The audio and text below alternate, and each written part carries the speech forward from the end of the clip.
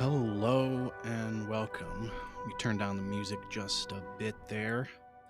Hello and welcome to Adam Answers. I'm Adam, and I enjoy answering things. Not because I know everything, but because I love difficult questions. I love unique conversations, deep conversations about culture, life, philosophy, theology, religion, any of the above.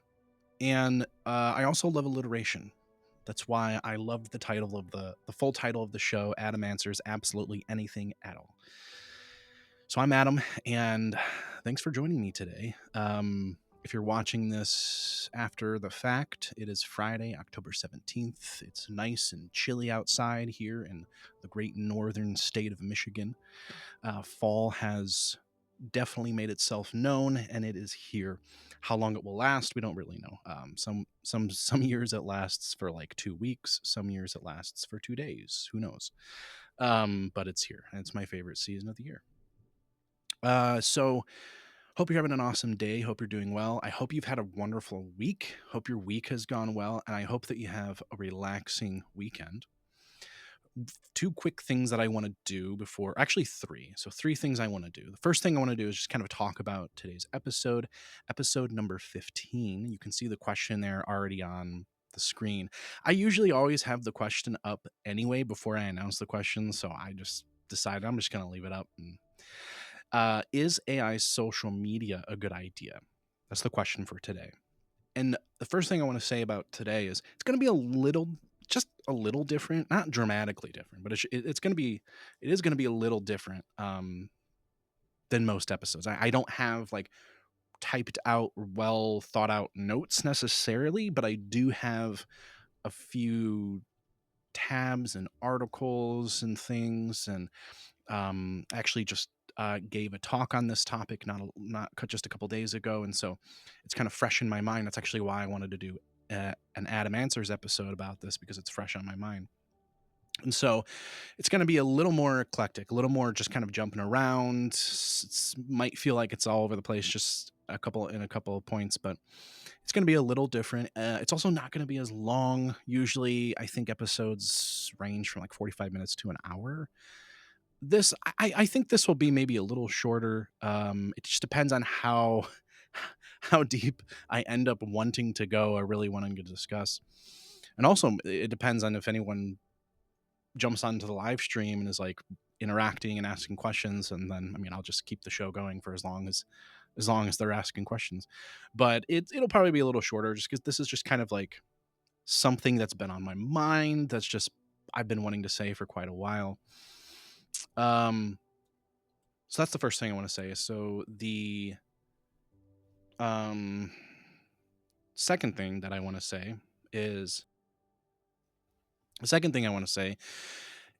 if you watch the show at all at any point in time, in space and time, and you would love to ask a question, or you would love to be on the show and wrestle with a question together, there's a QR code right up there. If you scan it up there in the top corner of your screen, you can scan that QR code. I'm also going to have the link in the description below. So if you're interested in asking a question, or you're interested in being on the show and wrestling with a question together, answering a question together, scan the QR code. You have an opportunity to fill out a form and just put information. I would love to have you on the show. The one thing I enjoy more than answering questions is hearing other people's answers to questions. I talk a lot. I hear my voice too much. I'd rather hear someone else talk. So go ahead and scan that. I would love to hear from you. I would love to wrestle with questions. The third thing is if you have a perspective on today's question and today's topic, feel free to leave a comment down below. Feel free to leave a note in the chat if you're watching this. If you happen to be watching this live, leave a note in the chat. I would love to hear what you have to say. What are your thoughts and perspectives on today's conversation? Today's conversation is especially an apropos one in our current cultural situation, and so I'd love to hear what you have to say. And then, as always, leave a like if you like the video, if you like the stream, if you find any of this helpful by any measure, leave a like. If you don't, find any of this helpful, then I apologize. But I still love you and I appreciate you for being here. So, with that out of the way, we're going to dive into our 15th episode of Anime Answers. And we're going to tackle we're going to discuss the question, is AI social media a good thing? Now, what do I mean by that? What do I mean by AI social media? The first thing I want to kind of bring up is just kind of help us get a perspective on what I mean by AI social media. You may have heard the term AI slop before. That's along the lines of what I'm talking about. If you don't know what AI slop is, you've never heard of AI slop, um, then you must not be on social media very often, which is a good thing. Good for you. But AI slop is just short videos that are very obviously AI, and there's really no purpose or rhyme or reason to them. It's just a 15-second AI video that was made to get attention and engagement on a channel. If you remember, I don't remember how many years ago this was. This was years ago. There were I don't they might still do it, but there was this trend on Instagram where you would have a song and a song in your reel would be like trending. It was like a trending song. So people were just uploading videos of themselves just sitting in a chair doing absolutely nothing, but they would have the song on their reel, and because the song was trending, they would get engagement on their reel, and they put zero effort into making like purposeful content. That's kind of AI slop, but AI slop is like on steroids. I mean, it's much worse, and so that's kind of related to what we're talking about. So AI social media. What I mean, if you follow OpenAI, so OpenAI, there's ChatGPT. I would assume that most people know what ChatGPT is. There's ChatGPT, and the company that runs ChatGPT, the company that owns ChatGPT, is OpenAI. Well, OpenAI also has a model that produces videos, and the video model is called Sora. And I am actually going to share my screen real quick. We're going to do something different today. We're going to share screen. I'm going to go over here. I'm going to share my screen. Cool beans.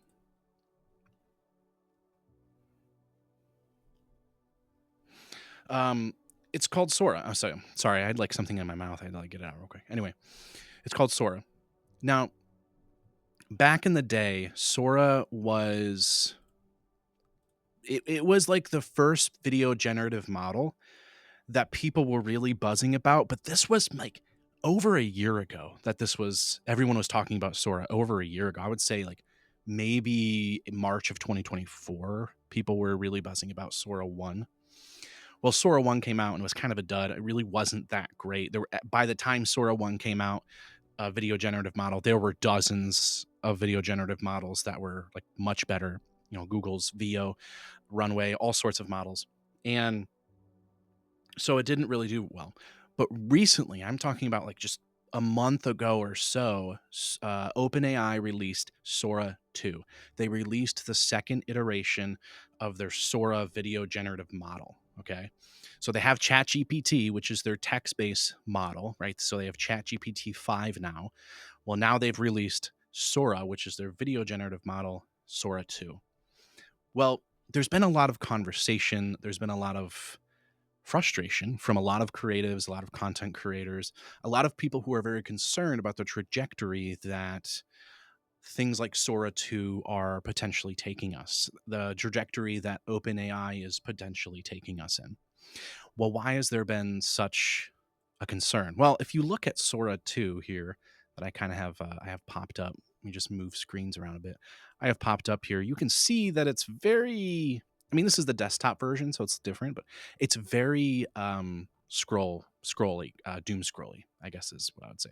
You can pretty much just get on here and infinitely scroll down and continue to swatch and view internet AI slop for the entire day and then some. So what OpenAI did is they saw the success of Google's platform. So back in the beginning of the summer, or end of spring of this year, Google launched VO3, and VO3 was Google's video generative platform. And VO3 was really the first model that had audio. You would type in a prompt, generate a video of a squirrel playing a banjo, and rather than pumping out just a 5 to 10 second video with no audio, it could pump out a 10 to 15 second video with actual sound of a squirrel playing a banjo. And that was groundbreaking because suddenly all you needed was a decent prompt and you could generate short form content just with a single prompt. You didn't have to do any extra work of putting sound design into your video because your video just had no sound to it when it was produced by the video generative model. And so that was groundbreaking. Well, one of the things that happened very quickly was people started using VO3 to make short form AI content more so than they already had before. Because AI slop existed obviously before this, but it took AI slop to the next level. And we all saw video after video after video of Sasquatch doing something in the woods. And we'll admit that a lot of those videos were funny, but a lot of them were just slop. They weren't funny. They weren't entertaining. They weren't purposeful. They didn't provide anything of value to anybody. But it worked and it was trending and it was successful and it got engagement. That was the most important thing. And not only did it get engagement, but because of the traction that it had as short form content, everyone suddenly knew about Google VO3. Everyone knew about VO3 and everyone was using it. OpenAI saw that and said, maybe that's how we should release Sora too. So what did they do? They pivoted their platform, Sora. They pivoted towards short form content generation. And not only did they do that, but they made an entire app that you could download on your iPhone. It's just on iPhone right now. They made an app that you could download that's essentially social media AI.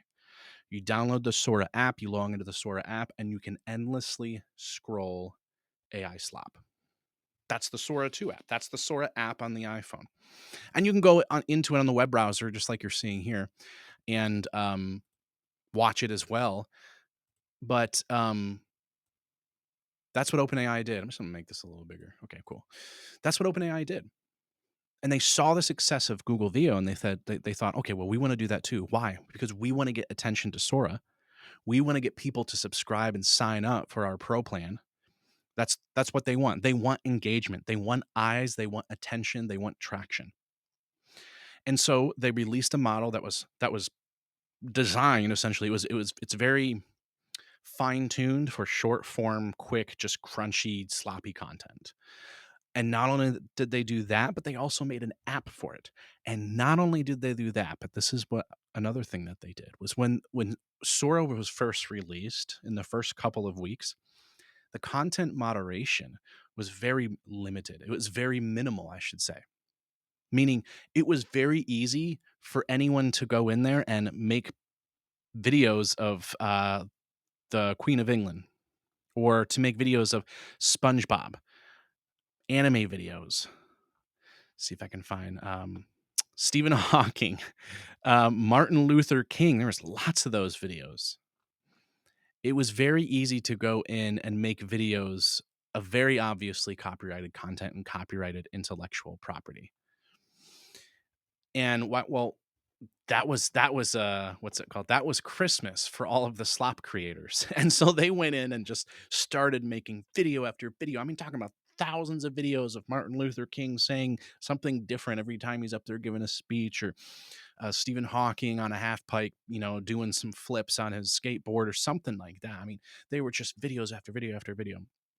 And it grew and it surpassed VO3 and it exploded in popularity. It exploded on social media and everyone knew about Sora 2 very, very quickly. And there was limited access. Only a certain number of people were given invite codes. And if you got an invite code, then you can give your invite code to 4 people, and those 4 people can invite 4 other people. And so there was this high demand for Sora 2. Everyone wanted to use Sora 2. And the fact that you couldn't use it so easily made it even more desirable. And so it was really trending. But here's the thing. After about a week or two, OpenAI started increasing the restrictions on content. In other words, they started making it more and more difficult for you to produce videos of very obviously copyrighted intellectual property.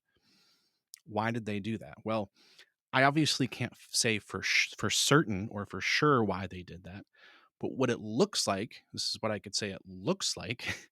It looks like they wanted that intellectual property, that copyrighted material, to be made into short form content because it was more entertaining and more engaging than having no access to it at all.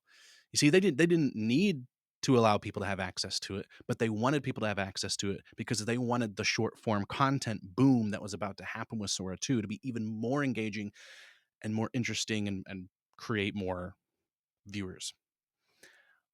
And then they turned up the content restriction, and suddenly you can't write a prompt using any of that intellectual property anymore. What did this do? Okay, this did two things. I'm going to talk about two things, the reasons why this is potentially, I'm going to say, I would say a little more than potentially, um, a not good thing. The first thing I'll say is this, and I'll go over this one just a little briefly, just because this is the second point's a little longer. First one thing I'll say this: it showed us very obviously and very evidently that AI models are trained on copyrighted intellectual property, blatant copyrighted intellectual property. They're trained on it no matter what. Despite the lawsuits that have happened, despite all of the concern um, over litigation, all the concern over regulation, it showed us that AI models are trained on copyrighted material. Now, why is that? Because you would think OpenAI, the largest AI startup in the world right now, you could argue, probably the largest in the world. I mean, almost everyone in the world knows OpenAI. They've heard the name, and it is the largest. Everyone looks at OpenAI as they're the ones that are the trailblazers. If that's true, why would they need to use copyrighted material to train their models on? I mean, they're supposed to be the most advanced. They're supposed to be the best. They're supposed to be the trailblazers. So why can't they do this without copyrighted material? Well, it comes down to LLMs. It comes down to what it takes to train these models to begin with. An article that I read just recently talks about Lionsgate Studios. You know, Lionsgate, they have a whole bunch of movie franchises like John Wick and Runway. So Runway is another AI platform. They have their own proprietary model, and Runway, I would say, is up there in the echelons of some of the greatest AI platforms.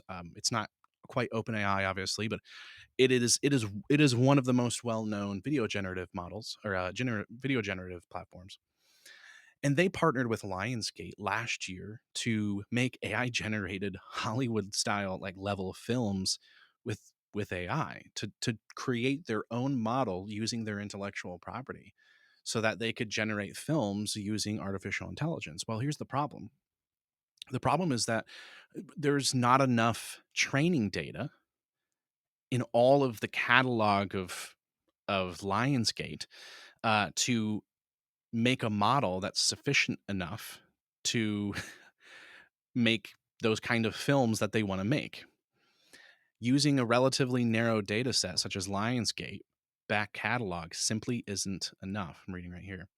Adobe, for example, leverages multiple different models for its Firefly model, most recently announcing that it has added Luma AI's Ray 3 model to go with models from OpenAI and Google. Even AI models like Google's much vaunted VO3 still has its drawbacks, and this is trained on the entire YouTube library. Here's what this article's saying, and this is really important. It takes such an incredible amount of data to train these models that in order to have quality video generative models that are worth using and that people are going to want to continue to pay for, it has to be trained on copyrighted intellectual property. Why? Because there is no way that you could train a model on not copyrighted data, on like royalty free, non copyrighted data, and have it be successful. There are models that are trained on that. There's one, I think it's Moon Valley. I could be wrong. There's a model called Moon Valley that's only trained on like freely available stock material. Well, it's really not that good.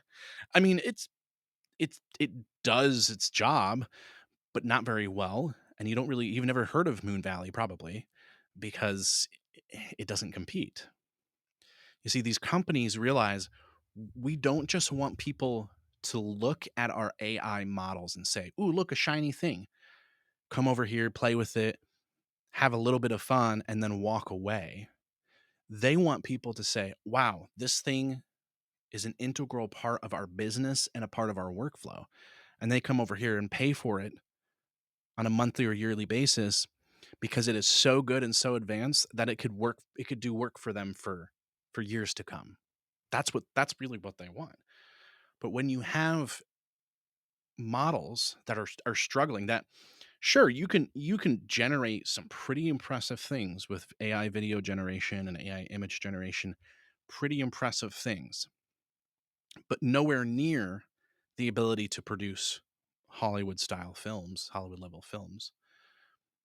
But if that's your goal, then there's no end to the amount of data that you're going to need in order to train your models, in order to at least have a chance at being successful, at least have a chance at people wanting to infinitely subscribe to your platform because your model is actually useful.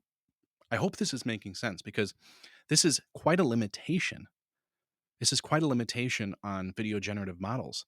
And it's a problem that these companies like OpenAI, have very clearly and very obviously trained their models on copyrighted material.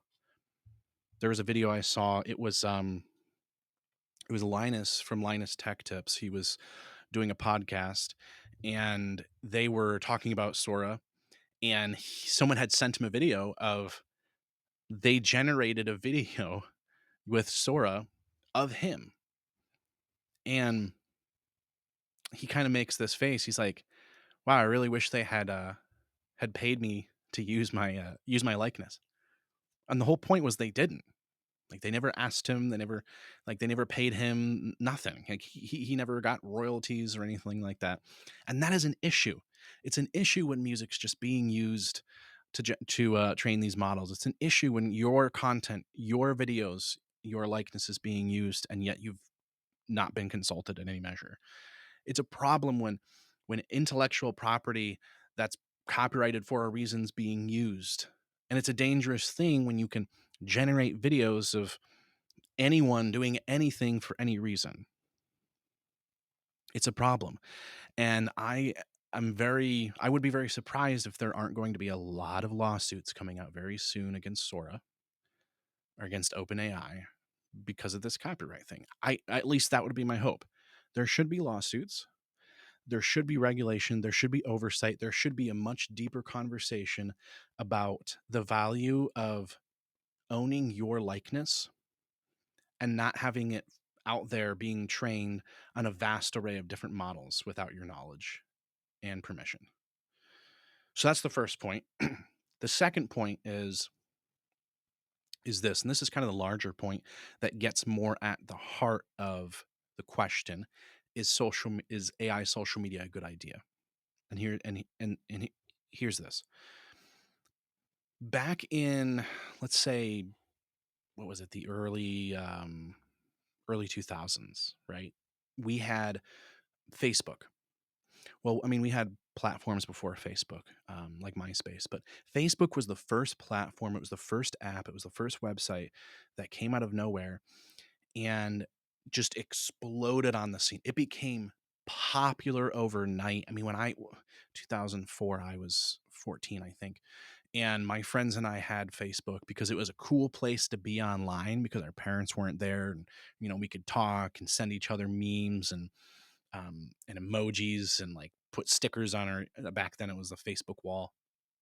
It was fun, and it exploded, and it was everyone that saw the success of Facebook, or at least everyone that was entrepreneurial and had money, said, "Oh, I want to do that. Like I want to make even more money." And so they started their own app, their own social media app company.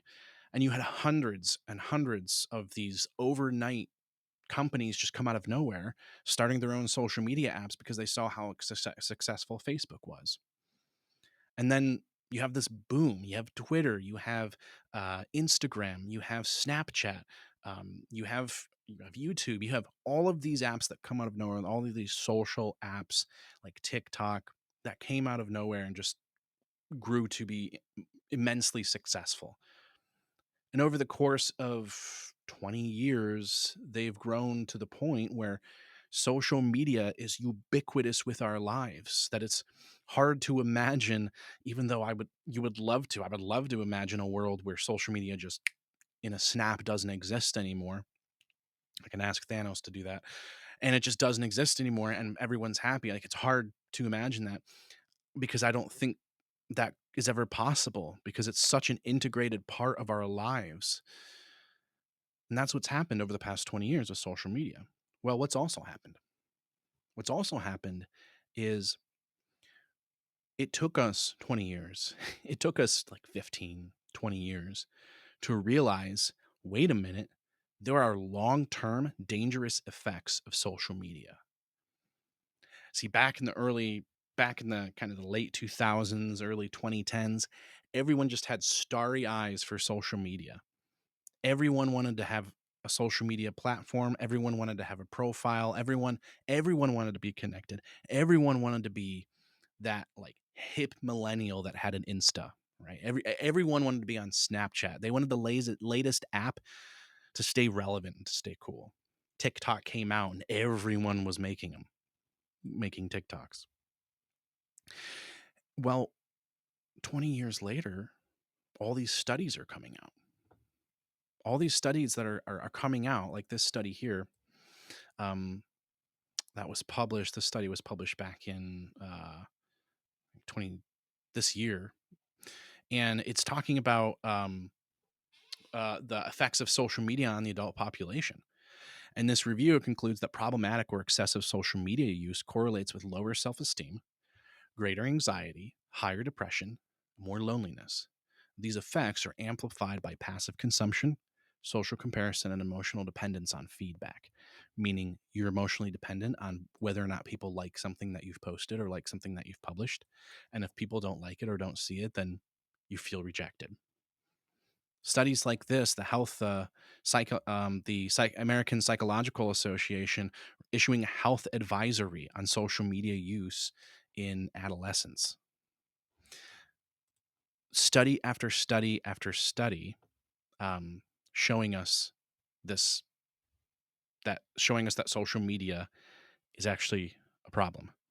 According to a study published in June by the International Association of Marriage and Family Counselors, they say, quote, adolescents are particularly vulnerable. Cyberbullying, facilitated by anonymity on social media platforms, has been linked to increased anxiety, depression, and suicidal ideation.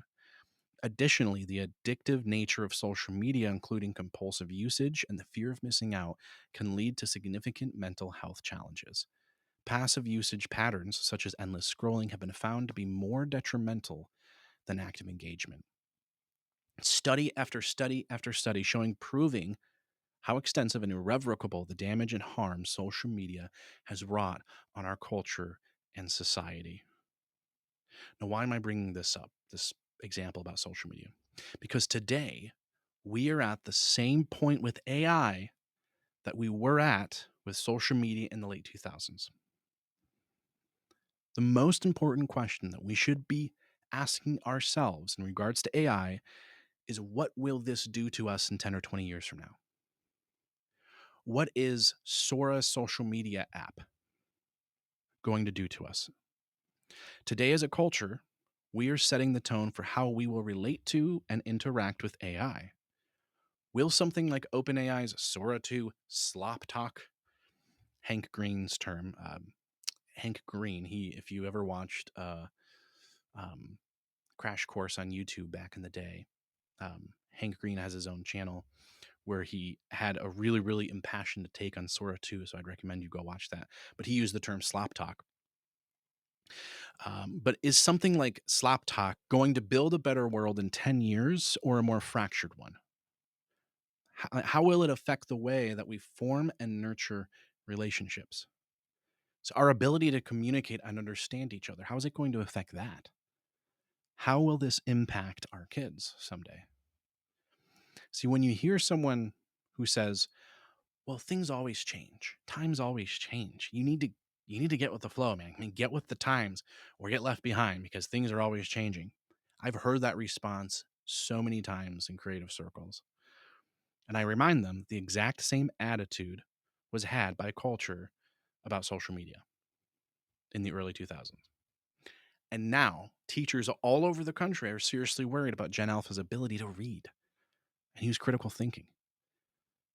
I mean, you want to deep dive into an issue, read article after article, story after story of students and schools and teachers being concerned about Gen Alpha because they've utterly just grown up completely saturated in social media.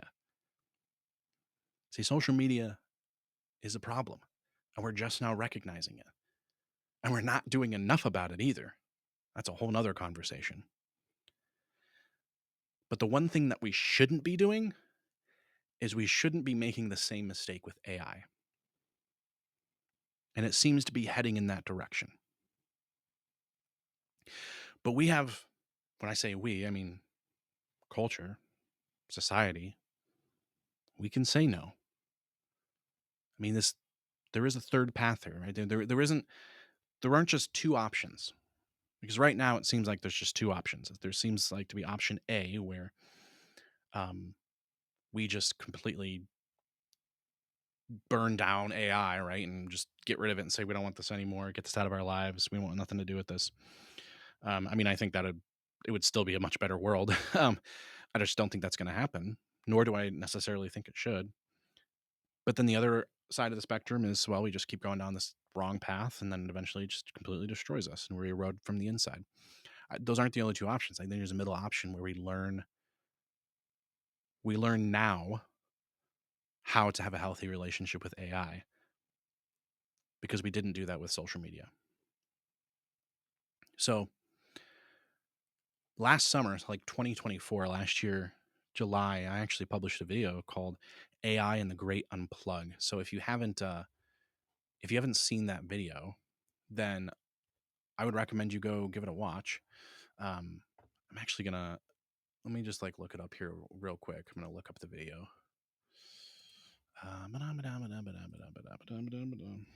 But I made it a year ago and it was just like really apropos because the video actually deals a lot with what I'm talking about today. And let's see here. There it is. There it is. Okay. I don't know. Now I just lost it. Never mind. Okay, there it is. But it did come out. So it's this one right here. Actually, wow, my screen's like right in front of it. Nope, that's not what I wanted to do. Hold on. Okay. It's also not what I wanted to do. Okay. It's also not what I want to do. Okay, I am so sorry. There it is. Okay, now you can see it. Sorry, that took so long. AI and the Great Unplug. It's a video I created a year ago. And I talk about this very thing. I talk about disconnection and how disconnecting will actually save humanity. And what I meant, and I would encourage you to go watch the video, not just because, I'm not trying to just get views or anything in my videos. But I genuinely think like it's good to watch and consider. Why is it important to disconnect? Because I think that disconnecting is actually that middle road that will lead to a healthier relationship with AI. Because I don't think we can have a healthy relationship with AI until we fix our relationship with social media. And the way that we fix our relationship with social media is by learning how to disconnect when we need to be disconnected and health and how to be connected when we need to be connected. We need to learn the difference between um, when something is healthy and unhealthy. When is social media healthy and when is it unhealthy? We need to differentiate those things in our lives and we need to separate from them. And I think that unplugging, I think just completely unplugging, not indefinitely, obviously, I think it's a good thing. And I think it will be the first step forward in a healthy direction. So there's another interesting conversation to be had about AI, and it's that the way that people talk about AI. You've probably seen video after video. I mean, video after video talking about AI. AI is a huge trending topic. It still is. It's been for years, and every single year, it seems like every single month, it seems like something comes out that's even more of a trending topic. And so then there's another just thousands of videos made about AI. You go on YouTube, or yeah, you go on YouTube and just search AI, and you just get tons and tons of videos. Well, you get a lot of videos that are, or a lot of articles and videos that are always talking about AI as though like humanity is going to reach the singularity, humanity is going to achieve consciousness, we're all going to lose our jobs because of AI. And people talk about AI like it is a very bygone, like obvious conclusion that the most optimal case scenario for AI is going to happen. Like it's just an obvious conclusion that obviously AI is going to reach singularity soon. Obviously, it's going to be smarter than humans. Like we've all heard about those articles talking about how AI has outsmarted people in the GRE and the ACT and the SAT and all these tests and all these metrics, and AI has outperformed every single human being and such and such and such and such. Well, the best advice that I could give anybody when it comes to these conversations is don't listen to the hype. Don't listen to them.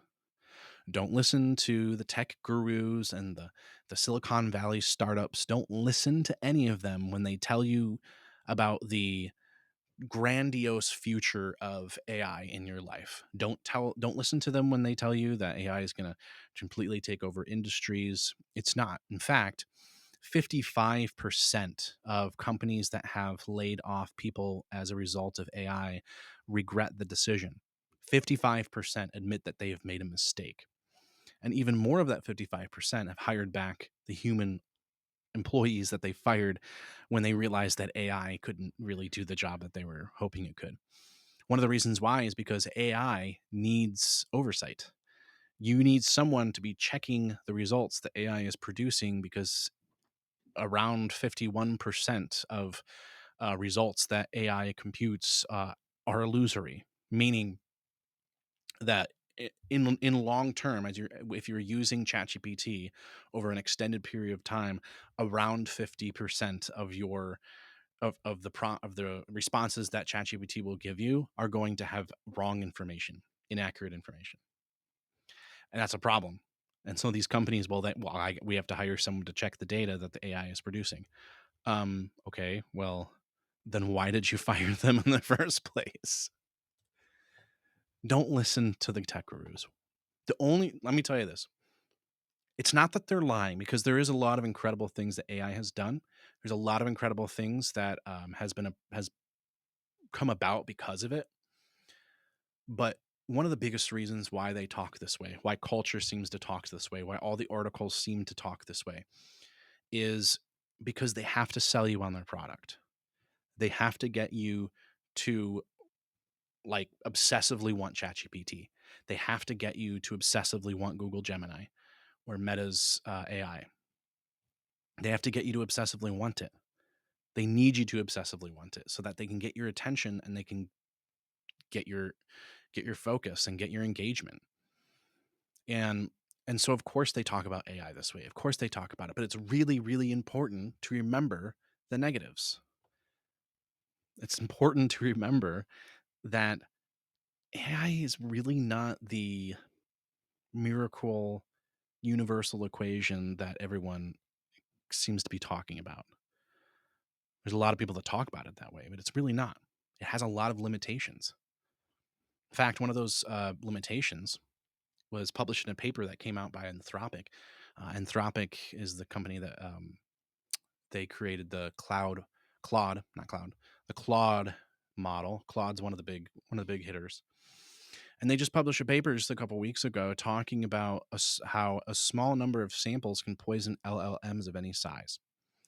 What do they mean by that? What they mean is we found that as few as 250 malicious documents can produce a backdoor vulnerability in a large language model. What that means is whether you have an LLM, which, by the way, LLM, it's like ChatGPT is an LLM, Claude's an LLM, Google Gemini, you get it. Whether or not you have a model that was trained on 20 million data points or a model that was trained on 20 billion, it doesn't matter. All it takes is 250 documents that are malicious in order to sabotage the LM irrevocably. That's groundbreaking and that's scary because any LLM is vulnerable because of the massive amounts of data that it takes that it has to be trained on. So for example, let's say a model's trained on Reddit, and somewhere in the deep recesses of Reddit are 250 documents that have a backdoor that produce a backdoor vulnerability in the LLM and ChatGPT, whatever it is. Then there goes ChatGPT. This is kind of big news. I've heard about this from a couple of people, but AI has its extreme limitations. And there's a lot of people that are already talking about generative AI might be a brick wall. It might be a brick wall, or you've probably heard this before, that it's a bubble. And it's a bubble that's going to pop. Because what's really going on, and you could probably dive into this even longer, what's really going on is, see, OpenAI, Sam Altman, they receive funding from investors, right? So there's people that will give money to OpenAI to do the amazing, wonderful thing that they do that everyone uses on a daily basis. And they will spend that money, they will burn through that money using buying chips from NVIDIA so that they can power their data centers so that people can have access to their AI model. They burn through that money, and then there's another round of funding. Well, the problem is that doesn't OpenAI does not have a profit. What that means is when they get all this funding for their company, they burn through all that money more than they can make. So they don't actually produce a profit as a company. And that's a problem. And a lot of people would say, or have said, currently are saying, that that's one of the biggest reasons why they think that um, that AI is a bubble, and that any day that AI bubble is going to pop. So that's my take on AI. That's one of my takes on AI. I know that was a lot, and I see if I can get this. Okay, there we go. I know that was a lot, and there's a lot going on. AI is a constantly changing field, but it's a field that I think that we all as a culture need to be aware of. I think that we need to have the foresight and the thought enough to slow down and to consider the directions that we are taking our culture and whether or not it is a healthy thing for us to do. And Sora, OpenAI releasing Sora 2 in order to garner as much viewership and attention to Sora 2 as they can in the form of short form content, that is OpenAI trying to become a profitable company because they want more people buying their $200 a month subscriptions. They want more people using their models. They want more people to be paying, more companies to be paying for their systems. And so their decision was to release a platform which exacerbates the AI slop problem that's already happening and to make it even more readily accessible. And so as a culture, we need to be slowing down and asking ourselves, is this a good thing?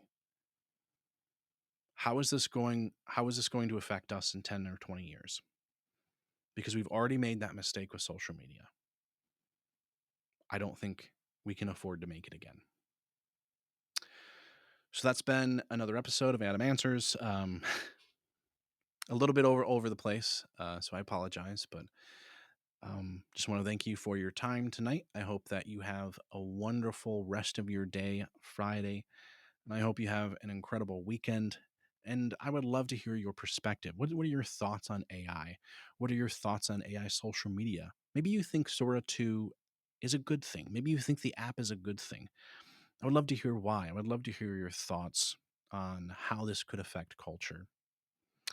Again, I hope you have an awesome weekend, and I just want to thank you for joining me. And I love you all, and have a good night.